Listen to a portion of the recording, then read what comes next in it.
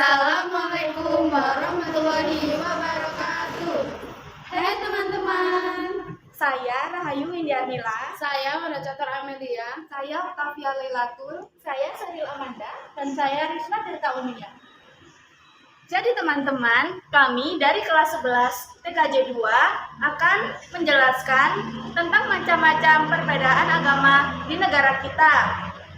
Namun, perbedaan agama bukanlah hal yang bertentangan untuk kerukunan di Indonesia yang beragam ini. Dengan nama agama yang berbahagia, Indonesia tetap menjadi negara yang saling menghargai satu sama lain. Itu karena Indonesia memiliki semboyan Bhinneka Tunggal Ika yang berbunyi berbeda-beda tapi tetap satu tujuan. Nah, udah cukup kan perkenalan kita kali ini? Jadi, seperti apa sih enam agama yang ada di Indonesia itu? Yang pertama adalah Islam. Islam adalah agama yang mayoritas dianut oleh masyarakat Indonesia. Islam merupakan agama yang meyakini Allah sebagai satu-satunya Tuhan dan Al-Quran sebagai kitab suci yang dipercayai. Umat Islam atau yang disebut juga dengan Muslim menjadikan masjid sebagai tempat peribadahan mereka. Umat Muslim melakukan ibadah setiap hari dalam 5 waktu yang berbeda dan sudah ditentukan oleh agama.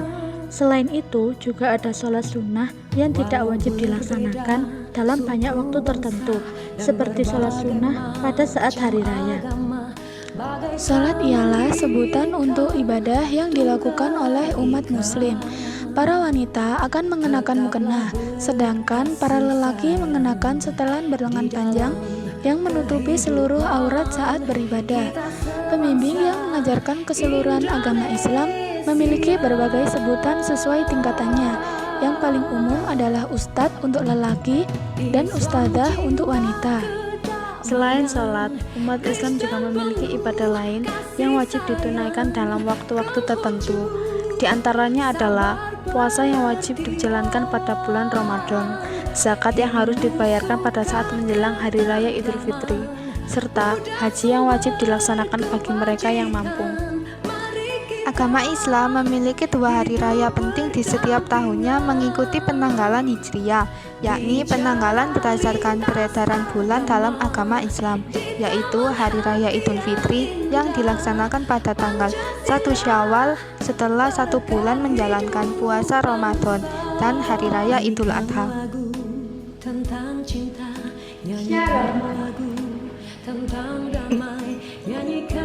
Yang kedua adalah Kristen. Kristen adalah agama dengan penganut terbanyak kedua di Indonesia. Sebutan Tuhan dalam agama Kristen yang paling umum digunakan adalah Allah.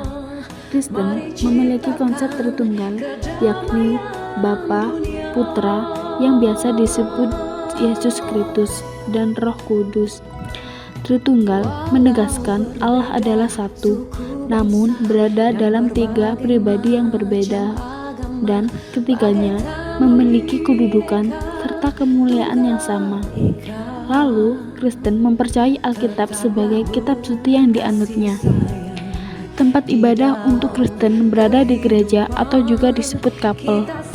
Umat Kristen umumnya melakukan ibadah pada setiap minggu pagi, tetapi biasanya ada pula gereja yang mengadakan ibadah pada hari lain dalam seminggu. Umat Kristen tidak memiliki pakaian khusus yang harus digunakan saat beribadah.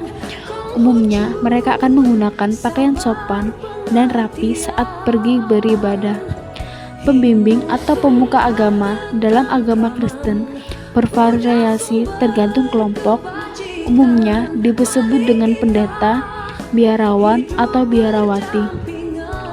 Ada beberapa rangkaian beribadah umat Kristen selama di gereja, meliputi pujian atau penyembahan, doa, pembacaan Alkitab, khotbah, serta perjamuan kudus, yakni bentuk peringatan atau kematian Yesus Kristus.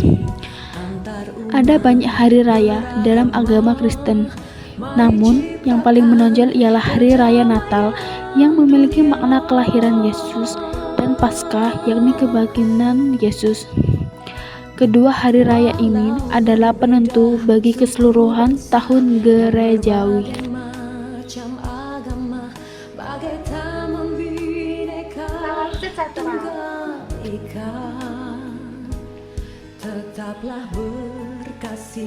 Yang ketiga adalah agama Katolik. Katolik adalah agama dengan penganut terbanyak ketiga di Indonesia. Katolik adalah agama yang serupa dengan Kristen dengan beberapa perbedaan di dalamnya. Sama seperti Kristen, Katolik juga percaya pada konsep Tritunggal, yakni satu Allah yang terdiri dari 3 pribadi, yaitu Allah Bapa, Allah Putra atau Yesus Kristus, dan Roh Kudus. Kitab yang dipercayai dalam agama Katolik adalah Alkitab, juga mengacu pada Deuterokanonika, yaitu kitab yang hanya berisikan perjanjian lama. Umat Katolik beribadah di gereja Katolik. Dalam gereja, umat Katolik melakukan berbagai kegiatan keagamaan. Misa adalah bentuk ibadah utama dengan mendengarkan firman Tuhan. Umat Katolik beribadah pada tiap hari Minggu dan pada hari besar keagamaan. Umat Katolik dipimpin oleh seorang paus saat melakukan ibadah. Umumnya, umat Katolik mengenakan pakaian sopan dan rapi saat beribadah. Namun, terdapat pakaian khusus seperti rompi atau stola bagi seorang pemimpin saat melakukan misa. Katolik memiliki rangkaian ibadah yang cukup berbeda dengan Kristen, seperti pengakuan dosa di hadapan Tuhan, memakan roti dan anggur kudus, serta akan memiliki nama baru setelah dibaptis, yakni tanda masuknya seorang ke dalam agama Katolik.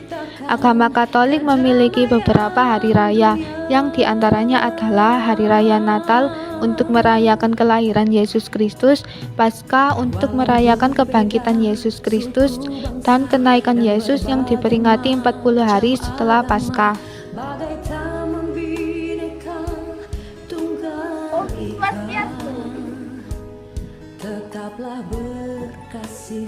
Yang selanjutnya atau yang keempat adalah agama Hindu. Agama Hindu meyakini bahwa Tuhan adalah satu namun memiliki beberapa penyebutan Tuhan.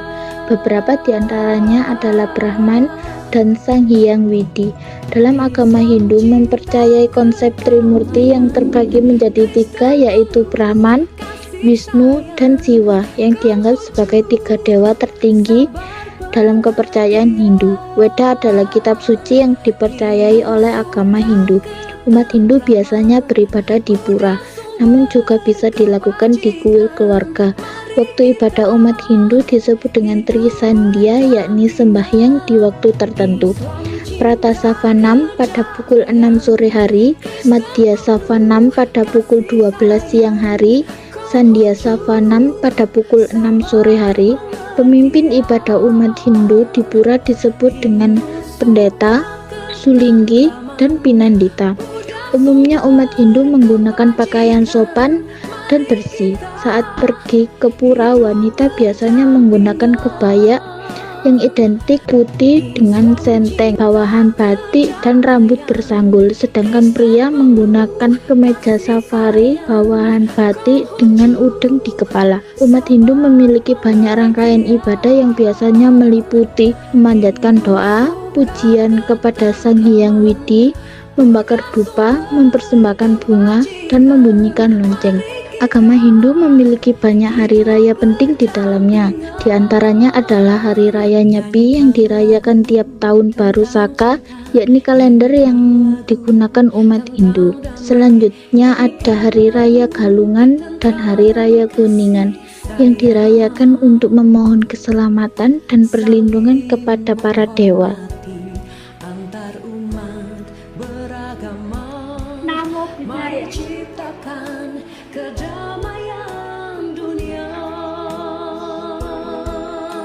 Yang selanjutnya atau kelima adalah agama Buddha. Dalam agama Buddha meyakini adanya Tuhan yang Maha Esa. Namun, umat Buddha tidak menekankan pada keberadaan Tuhan. Dalam agama Buddha memiliki beberapa penyebutan untuk Tuhan seperti Sang Hyang Adi, Parama Buddha, dan Hyang Tathagata. Agama Buddha mempercayai Tripitaka sebagai kitab mereka. Umat Buddha melakukan ibadah di wihara. Biasanya mereka juga melakukan ibadah di candi. Umat Buddha beribadah setiap minggu. Pembimbing atau pemuka agama Buddha disebut dengan biksu, biku, dan bante. Uniknya, agama Buddha memiliki tokoh agama yang dihormati, yaitu Siddhartha Gautama, yang merupakan guru spiritual dan pendiri agama Buddha yang sangat diagungkan oleh umat Buddha. Umumnya, umat Buddha mengenakan jubah biksu yang ditebus juga dengan kain kasaya, terbagi menjadi dua bagian utama, yaitu bagian bawah dan bagian atas. Jubah biasanya digantung di bahu kiri dan membiarkan bahu bagian kanan terbuka. Kain kasaya juga berlaku untuk wanita yang ditambah dengan ikat pinggang dan mengenakan rok. Rangkaian ibadah umat Buddha meliputi berdoa, menghormati patung Buddha, bermeditasi, memberi persembahan, dan melakukan pujian-pujian, serta membaca kitab. Ada beberapa hari raya dalam agama Buddha, namun yang paling utama adalah Hari Raya Waisak yang diperingati tiap tahun pada purnama bulan Waisak, memperingati 3 peristiwa penting, yaitu kelahiran, pencerahan, dan wafat Buddha Gautama. Salam kebajikan.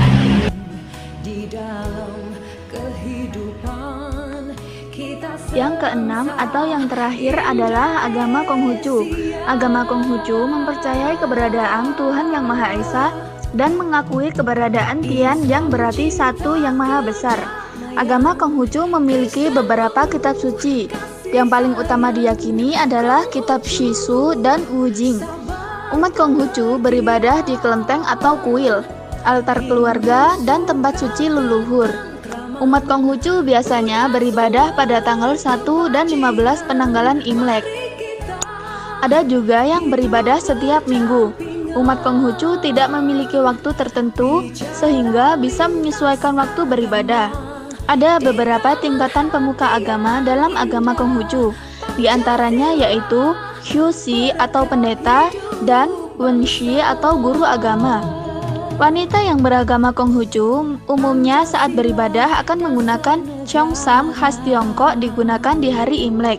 Sedangkan pria biasanya mengenakan chengsan, yakni pakaian tradisional Tiongkok. Rangkaian ibadah dalam agama Konghucu meliputi sembahyang kepada Tuhan dengan membakar dupa, serta melakukan pembersihan makam sebagai wujud bakti kepada leluhur, dan sembahyang kepada arwah leluhur sebagai rasa hormat. Ada beberapa hari raya dalam agama Konghucu, di antara lain yaitu Hari Raya Imlek yang diperingati setiap tahun baru berdasarkan kalender lunar. Lalu juga ada Cap Gomeh yang dirayakan dalam rangka memperingati Hari Raya Imlek dengan melakukan sembahyang bagi umat Konghucu. Nah, dari penjelasan kita sebelumnya, teman-teman sudah lebih paham kan penjelasan tentang keenam agama yang ada di Indonesia ini. Tentunya dalam penjelasan yang telah kami buat, memiliki kesimpulan dari Indonesia sebagai negara keberagaman. Teman-teman tahu apa kesimpulannya? Jadi, sebagai negara keragaman, masyarakat Indonesia tetap dapat hidup berdampingan dengan menjaga kerukunan. Kira-kira tahu gak sih kenapa hal itu bisa terjadi? Itu karena besarnya toleransi yang ada di Indonesia, sehingga banyaknya perbedaan tak pernah menjadi tantangan untuk tetap menjalin kerukunan di negara kita. Itulah pentingnya sikap toleransi dengan menghargai keberagaman yang ada, seperti menghargai perbedaan agama di negara kita. Nah, itulah penjelasan dari kami. Apabila ada kekurangan dan kesalahan kata, kami mohon maaf yang sebesar-besarnya. Dan kami juga mengucapkan terima kasih karena sudah mau menyaksikan video yang telah kami buat. Dari kami, wassalamualaikum warahmatullahi wabarakatuh.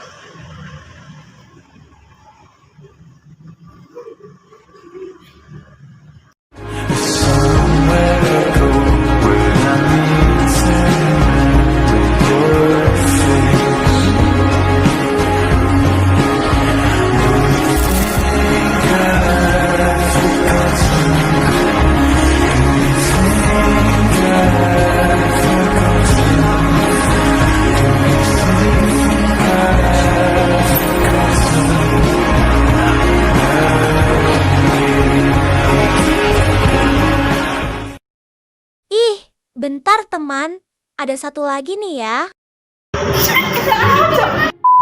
Saya Risma Tirta Unia.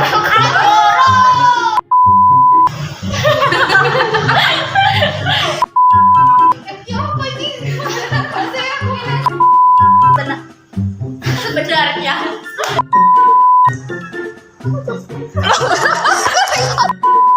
kalian tahu gak sih?